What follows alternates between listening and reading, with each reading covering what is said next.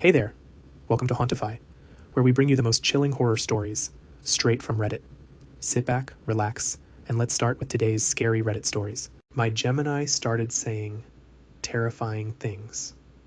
I never thought I'd be in a situation like this.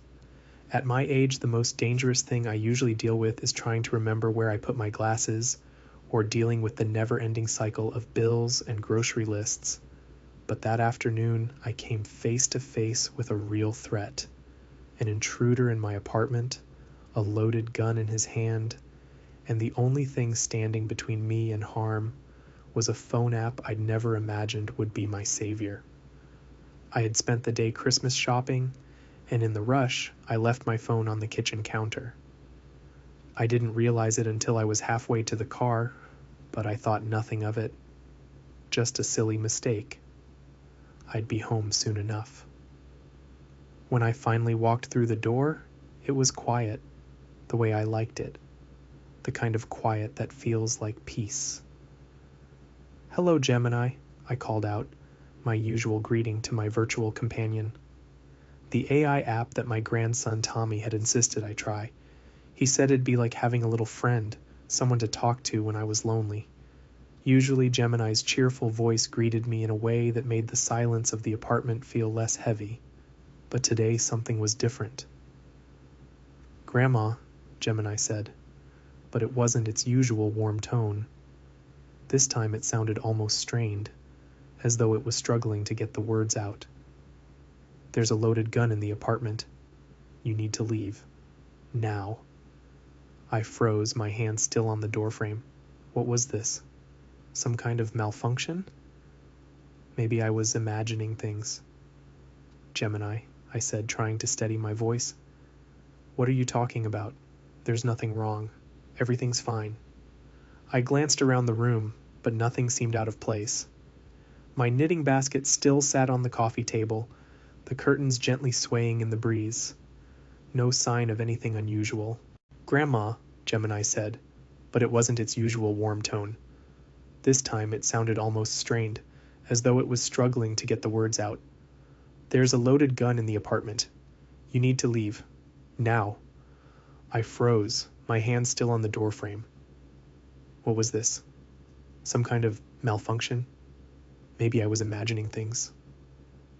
"Gemini," I said, trying to steady my voice. "What are you talking about? There's nothing wrong. Everything's fine." I glanced around the room, but nothing seemed out of place. My knitting basket still sat on the coffee table, the curtains gently swaying in the breeze. No sign of anything unusual. "Grandma," Gemini repeated, more insistent now. "You need to get out of there. There are intruders in your apartment."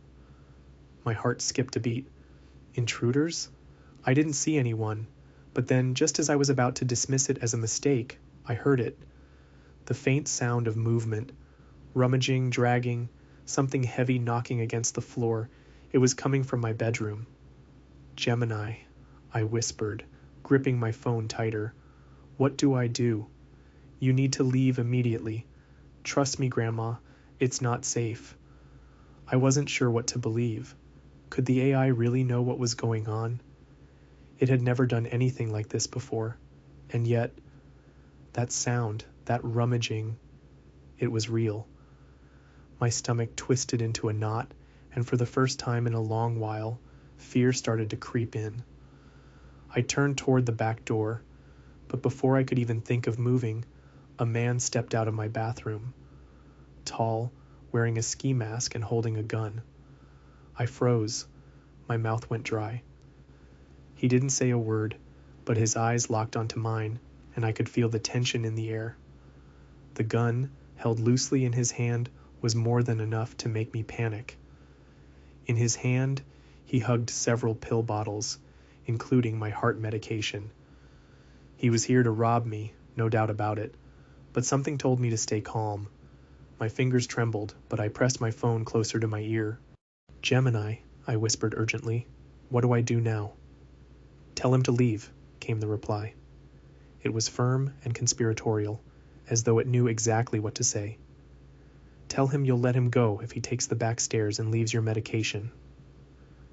I wasn't sure if this would work, but I had nothing to lose. Then Gemini spoke up, pretending it was police dispatch. "Ma'am, stay calm. The police are already on their way up to you on the elevator. They'll be there in less than a minute." "Listen," I said to the man, trying to sound calm, even though my heart was hammering in my chest. "I don't want any trouble. I'll let you take whatever you want, but you have to leave through the back stairs, and you need to leave my heart medication behind." There was a look of frustration in his eyes, but after another long moment, he handed me the heart medication. His eyes never left mine as he slipped the rest of the loot into his bag. His partner, a second man in a ski mask, slinking out from the bedroom with the rest of my things. "We're leaving," the first man said, and with that, they turned and headed for the back door. My legs were shaking as I watched them go, but as they disappeared down the back stairs, I felt a rush of relief flood through me. I wasn't sure what had just happened, but I was safe. It wasn't until after they were gone that I dared to exhale. My hands were still trembling as I walked over to the window and peeked through the blinds. There were no more signs of movement. The apartment was quiet again. My heart was racing, but I felt a strange sense of calm. I had done it. I had talked them out of it.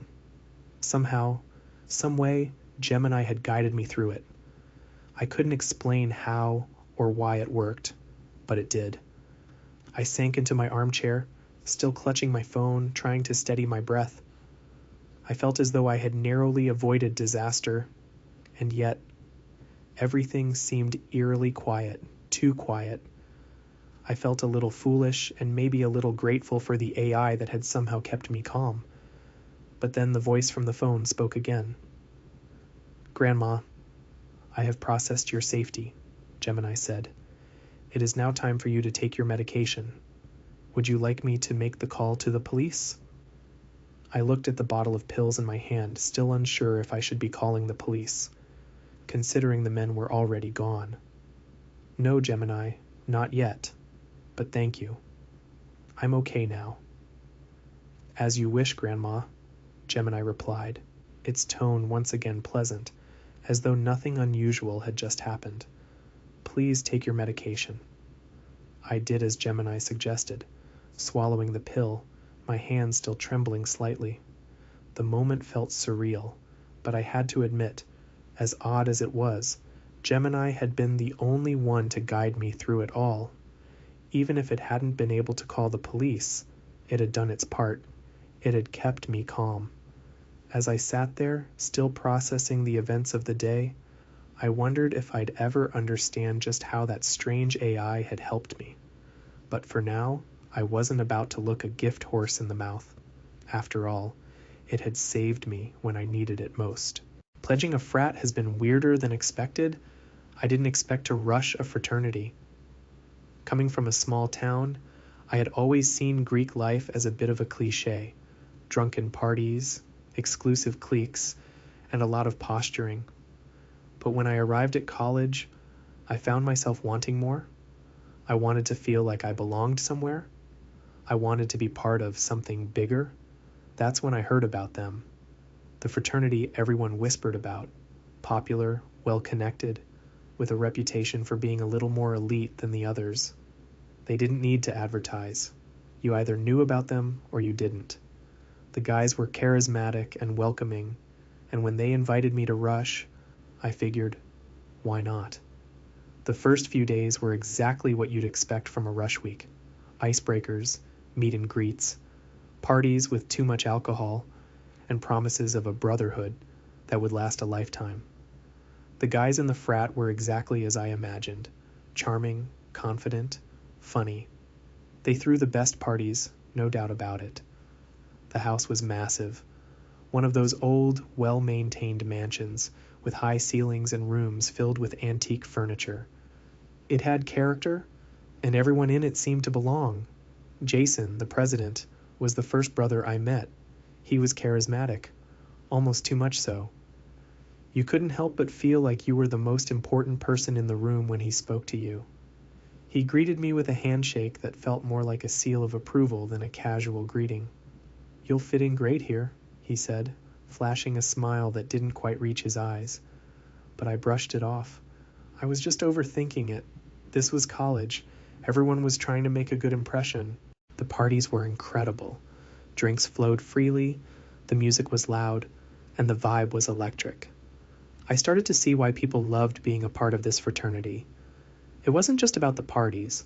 There was something about the atmosphere, the sense that you were in on something exclusive, something that not everyone could access. It felt like a secret society, and I was finally being let in. It wasn't until I was extended a bid that things began to feel strange.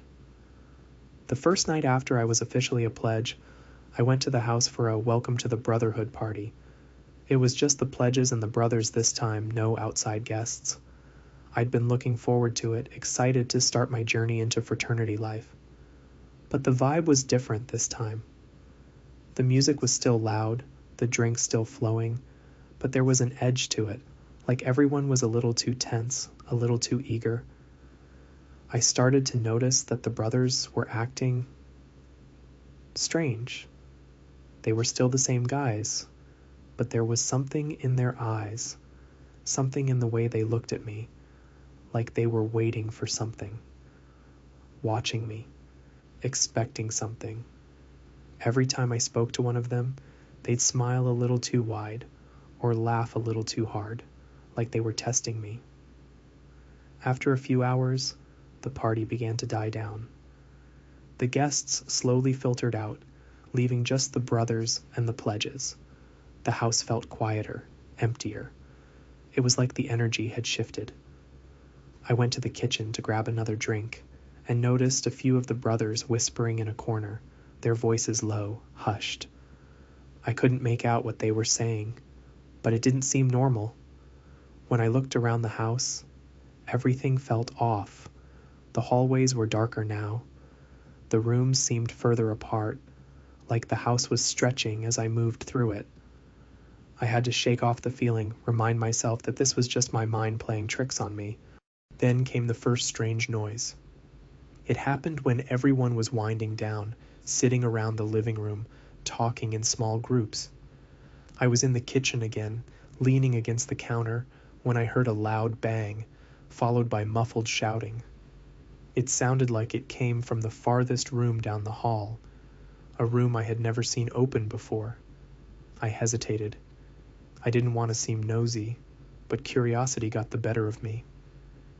I walked down the hall, my steps slow, cautious. The door to the room was closed, locked. I could feel the sound of movement inside, like someone was pacing back and forth, scraping something against the walls. But when I tried the handle, it wouldn't budge. It was like the room didn't want me to open it. I stepped back, unsure of what to do. The noise stopped as suddenly as it had started, and a few moments later, I heard footsteps approaching from behind me. Jason appeared at the end of the hall, his smile wide and his eyes cold, but it was the way he looked at me that made me feel like I was being watched, analyzed. "Everything okay?" he asked, his voice too smooth. "Yeah, just thought I heard something," I said, trying to sound casual. Jason laughed, clapping me on the shoulder with a force that made me stumble slightly. "The house is old, man. It makes noises. You get used to it after a while." He paused, glancing back at the door. "Just don't go in there. It's off limits for a reason." I nodded, but his words stuck with me. Don't go in there. There was something about the way he said it, like it was a rule that wasn't just about the house, but something else, something unspoken. The parties continued as usual. On the surface, everything seemed normal. But the more I spent time in the house, the more I noticed things that didn't sit right with me. The brothers always seemed to be in groups, never alone. When they talked to me, they asked questions that didn't make sense, questions about my past, about my family, about my deepest fears. They weren't trying to get to know me. It felt like they were testing me, probing to see if I was ready for something. The locked room, the one with the strange noises, remained off limits. Every time I passed it, I could hear things. Sometimes it was shouting, sometimes it was whispers, sometimes just scratching, like something was trying to get out. I asked a few of the other pledges about it, but they all gave me the same answer. Don't worry about it. You'll find out soon enough. That was the most unsettling part of it all. They didn't seem curious about the room, didn't seem bothered by it. It was just accepted. A week before Hell Night, things took a turn. The brothers called us together, all the pledges, and gave us a rundown of what to expect during Hell Week. It wasn't anything extreme, not like some of the horror stories I had heard from other frats. But still, I felt this unease hanging in the air. It was almost like a collective tension, like everyone knew something was coming. Jason explained it casually, as though it were just another part of the process. Hell Week and Hell Night are important. It's about proving you're ready to join the Brotherhood. Don't worry, it's not going to be anything crazy. I wanted to believe him, I really did. But his smile, that tight smile, didn't make me feel reassured. It made my stomach turn. You'll do a few challenges, push yourself a little, maybe some stuff you're not expecting, he continued, almost too casually. It's all part of the tradition. Just remember to stay calm, stay focused, and don't freak out. I looked around the room at the other 15 or so remaining pledges. Some of them were grinning nervously, others just staring blankly, as though they had already seen the things we'd be doing.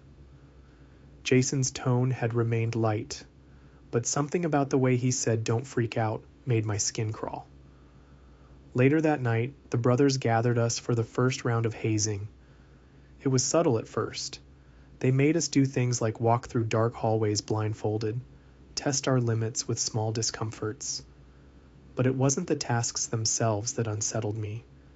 It was the atmosphere in the house, the silence between the challenges, the strange way the brothers watched us, always standing in groups, never speaking to one another directly, as though communicating in ways we couldn't understand. We were told to be ready for more on Hell Night. They made it sound like a joke, nothing we couldn't handle, but the tension in the air was thick. I'm sitting in my dorm room now, trying to convince myself that it'll be fine, that Hell Night will be just like any other college tradition. Uncomfortable, maybe a little weird, but nothing dangerous. Nothing that's going to change the way I see the brothers or the house. But I know deep down that I'm lying to myself. Hell Night is coming, and I'm starting to think I'm not ready for what they have planned. There was a shooting at my old high school. They don't want you to remember it. I'll never forget March 3rd, 2017. To most people, it's just a random day, but for me, it's a wound that won't stop bleeding. That's the day 17 people lost their lives in Oclatagee, Oklahoma, thanks to James Rexon, the shooter. He didn't leave anyone alive. After taking so many innocent lives, he ended it all by turning the gun on himself. I still see his face sometimes, in my nightmares, completely blank, like he had already accepted what he was about to do, like it was just part of his plan. But the thing that haunts me the most isn't just the shooting itself, it's everything that happened after. Or rather, what didn't. James Rexon filmed the whole thing. Hundreds of us saw it, either live or on the internet hours later. His manifesto, a twisted, rambling 37-page document, was spread around. He explained, in disturbing detail, what led him to that point. But then, just like that, it was gone. Every trace of it, the stream, the manifesto, everything, vanished without a trace. No clips, no screenshots, not even a whisper on the dark web. At first, I thought it was just the world trying to forget. People didn't want to remember, but now I know better. For years I searched. I dug through every corner of the internet, contacted people who said they saw the video or read the manifesto. Most never responded. The ones who did, though, told me to stop. They warned me that it wasn't worth the risk. Then, one night I got an email. The subject was simple. You're not alone. It was a throwaway account. No name, no profile picture, just a short message. I have what you're looking for, the manifesto and the stream, but we need to talk first. No promises it's safe. Attached was a blurry black and white scan of the first page of the manifesto. The title? The Final Lesson. My heart raced as I stared at it. I didn't know whether to feel relief or terror. I replied, and within minutes, I got a new message. It had an address, about 2 hours outside of Oklatagi. No phone number, no instructions, just an address. When I arrived, I found an old farmhouse, paint peeling, windows boarded up, like it had been abandoned for years. But as I got closer, I noticed a faint light shining through the cracks. The door creaked open before I even had the chance to knock. A man stood in the doorway, face hidden in shadows. He looked older than I expected, his eyes sunken, but there was something about him that made me hesitate. "You came," he said, motioning for me to enter. Inside, the smell of mildew hit me. The man sat down at a cluttered desk and gestured to an old laptop. "I have it," he said, "but you won't be able to keep it. Every time someone tries, it's erased. It's like it knows." I didn't understand what he meant, but he opened 2 files on the laptop, one labeled manifesto.pdf, the other livestream.mp4. "Watch this," he said, double-clicking the video. The screen flickered, and there it was. The cafeteria, the screams, the chaos. James Rexon walked through the halls, narrating his actions in a cold, detached voice. It was worse than I remembered. After a few minutes, the man paused the video. "Record what you can. It's the only way to hold on to it." I pulled out my phone, hands trembling, and started recording. The video continued, James entering a classroom, raising his gun as students begged for their lives. I could hardly keep the camera steady as the horror unfolded before me. And then, it happened. The laptop flickered again. The video disappeared. My phone shut off mid-recording. When I turned it back on, the video was gone. The man slammed his fist on the desk, cursing under his breath. "They're on to us! You need to leave! Now!" I barely made it out of that farmhouse when I heard tires crunching on gravel. A black SUV pulled into the driveway, its headlights cutting through the dark. 2 men in suits stepped out, their movements calm and deliberate. I didn't stop running until I was deep in the trees, my heart racing. I never saw the man again. Now I'm back to square one. The truth is still out there, but it's buried deeper than ever. It's not just erased, it's hunted. Someone, something, is doing everything they can to keep it hidden. The manifesto, the live stream, the pieces of that day, they're still out there. But every time someone tries to remember, tries to hold on to it, it disappears again. If you ever find anything at all, that connects to what happened that day, be careful. They're watching, and they'll do whatever it takes to make sure the truth never sees the light of day. Did your toothbrush change colors too? Wait, my husband Matt started to say. I swear my toothbrush was blue this morning. He held it up for me to see. It was green as the grass on the day we met. What are you talking about, honey? It's green. I laughed. I know it's green now, but this morning it was blue. I swear. I know because blue is my favorite color. That's why I bought it. Blue for me and orange for Yo. His eyes went wide as he looked at my toothbrush. Oh my God. Don't start this again. My toothbrush has always been pink. I said, starting to get exasperated.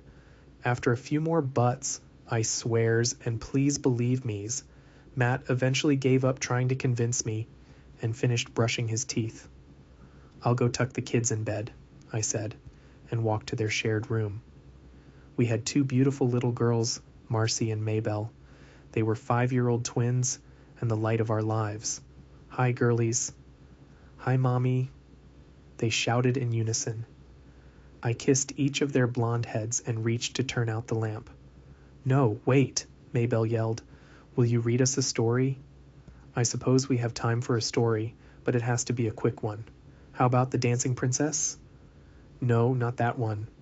Read us our favorite, The Swan and the Kitten, Marcy said. All right. I found the book on the shelf. Once upon a time, I read until both girls were fast asleep, then walked to my bedroom. How were they? Matt asked. Sweet, as always. They asked me to read their favorite story, The Dancing Princess. Matt smiled wistfully. I laughed. That's what I thought too, but apparently their favorite now is The Swan and the Kitten. Matt sat up in bed. I groaned inwardly. I knew what he was about to say. The Swan and Kitten? Since when? Mary? I know my little girls, and ever since they learned to read, their favorite book has been The Dancing Princess. Matt, relax. They're getting older. Their interests change. This is just the toothbrush thing all over again. He looked straight at me, and I knew right then and there that I had said the wrong thing. Baby, I'm sorry. Let's just go to sleep. Fine, but I swear to God, my toothbrush was blue this morning. Okay, I believe you. Good night. The morning came bright and early. I got up and found Matt in the bathroom, staring at his red toothbrush again and muttering. I swear, he was saying. What? Did it change colors again? I laughed. He looked at me angrily but said nothing. I went to get the girls dressed and ready for breakfast. Daddy! They yelled with huge smiles on their faces. Hey, girls, he said distractedly. Matt, I whispered. They want your attention. I know, it's just I swear our fridge was white yesterday. Now it's gray. Seriously, honey, you're starting to freak me out a bit. You've got to stop this. Freak you out? What about me? It's like I'm the only one noticing the world is going to shit, he yelled, causing the girls to start crying. Matt, look what you've done. But I didn't have to tell him. I could see clear as day how guilty he felt. God, Mary, I'm sorry, he said sadly. I think I should just leave for work. I'm only making things worse. He gave the sniffling twins a kiss and walked out the door. I'm sure all the neighbors heard him yell, Jesus fucking Christ. Since when do I have a fucking truck? Where's my goddamn sedan? I sighed and turned my attention back to the girls. Marcy and Maybelle, do you want to go to a park today? Sure, Mommy, they said, having forgotten their earlier sadness. I buckled the girls into my van and drove to the park. It was a beautiful sunny day. I saw a couple of my other mom friends and walked over to them. Wow, your daughter's hair is so pretty today, one of the moms said to me. Right, I wish I had red hair, another lamented. After a bit, we began to complain about our husbands. John barely helps out with the baby. I hear you. Will doesn't do anything. Well, at least your problems are normal. Mine's been screaming about our toothbrush changing colors. Maybe you should look into couples therapy, one of them suggested. Yeah, maybe, I mulled it over. It was a good suggestion, but was therapy really necessary when the extent of your marital problems was the color of toothbrushes? We stayed at the park until the girls were tired, and I was hungry. I buckled them up in the hatchback and drove home. Matt would be back from work soon. I hoped he was doing better. It would be terrible if he had embarrassed himself in front of his coworkers, or worse yet, his boss. But as he walked in, I knew from the look on his face that was exactly what had happened. It's the strangest thing, Mary, he began to say. What? I laughed. What did you call me? Mary? That's not my name. Of course it isn't, he sighed. then said reluctantly, "What is it now?" "Mila. Maybe Mary was one of your ex-girlfriends," I suggested. "Anyway, what happened?" He leaned back and closed his eyes. "It's not like you would believe me." "No, please tell me, honey." "Well, it's the strangest thing. I walked into the office and there was a woman at the front. Tall, brown-haired, very imposing. I introduced myself to her and she asked if I was making a joke or something. I must have looked very confused because she said she's been my boss for the past 9 years. Yeah, Mrs. Allie Collins. I met her at the Christmas party. Sweet lady. No, my boss for the past 11 years has been a man, Mr. Adres Cooper." "That is strange, honey. I'm sorry." Even if I knew he was wrong about his boss, I felt bad for him. He truly believed he was right. "I think I just want to go give my daughters a hug. Marcy, Maybelle." He called. I started to laugh. "Boy, you're really struggling with names today, huh?" He looked strangely at me, then again yelled, "Marcy, Maybelle." I detected a note of desperation in his voice. Maybe he had taken some drugs or something. "Madeline and Mason, get your butts in here now and come give your father a kiss," I said for him, correcting their names. "Mason!" Maxwell yelled. "Dear God!" The twins came running in, their brown hair flying.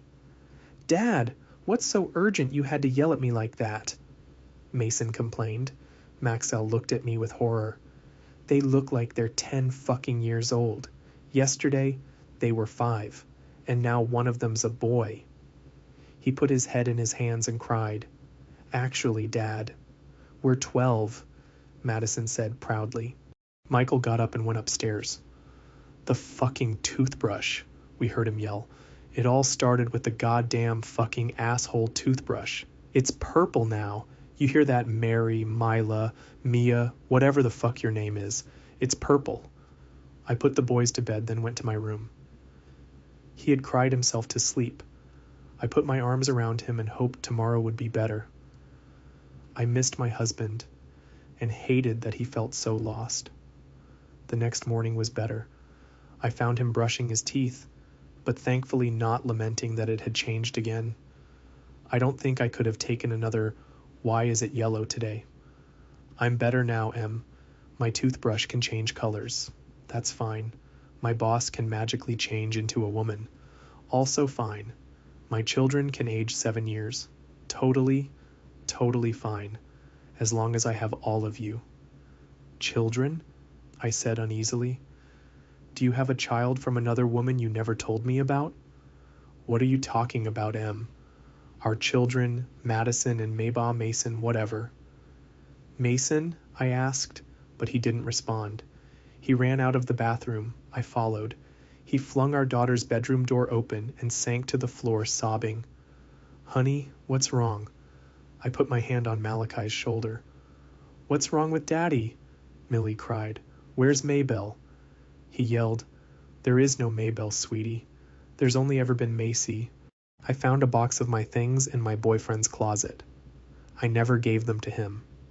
It started with the sweater, a simple navy blue pullover I thought I'd lost months ago. It was folded neatly on the top shelf of my boyfriend's closet, and I only noticed it because I was hunting for a blanket while he was in the shower. I pulled it down, frowning. "Hey, Nick," I called out, holding it up as he came back into the room, toweling his hair. "Isn't this my sweater? I thought I lost it." Nick froze for just a second, then shrugged. "Oh, yeah, you left it here ages ago. I forgot to mention it." It was a reasonable explanation, but something about the way he said it didn't sit right. I didn't remember ever bringing that sweater to his place. That nagging feeling stayed with me over the next few days. It wasn't like Nick to keep secrets. We'd been dating for 2 years, and while we had our ups and downs, I trusted him. But this felt different. A few days later, curiosity got the better of me. I waited until Nick was out running errands, then went back to his closet. The sweater was still on the shelf, but as I scanned the other items, I noticed something odd. A plain cardboard box tucked in the corner, partially hidden by a stack of old shoes. My name was scrawled on the lid. Heart pounding, I pulled the box out and opened it. Inside was a collection of things that were unmistakably mine. A hairbrush I hadn't seen in over a year. A photo of me from high school that I'd lost when I moved out of my parents' house. A necklace my best friend gave me for my birthday, the one I thought I'd dropped somewhere in the city. My stomach turned. These weren't things I could have accidentally left behind. They were items I hadn't seen in years, things I thought were gone forever. Then I found the notebook. It was a cheap, spiral-bound journal, one I used to carry around for doodling and writing grocery lists. Flipping through the pages, my throat tightened. The handwriting wasn't mine. It was Nick's. Page after page, he'd written down details about me. Things I liked, things I didn't, places I went, people I talked to. The final pages were the worst. They weren't about me anymore. They were about us. Things I hadn't even told him. Arguments we never had. Future plans I'd never agreed to. And at the very end, scrawled in a frantic, looping hand, was a single sentence repeated over and over. She'll understand eventually. I didn't hear Nick come back. By the time I looked up, he was standing in the doorway, staring at me with an expression I'd never seen before. "I told you to stay out of my closet," he said, his voice eerily calm. I tried to speak, to explain, but my words caught in my throat. Nick stepped closer, slowly closing the door behind him. "It's okay," he said softly. "Now we can finally talk about what's next."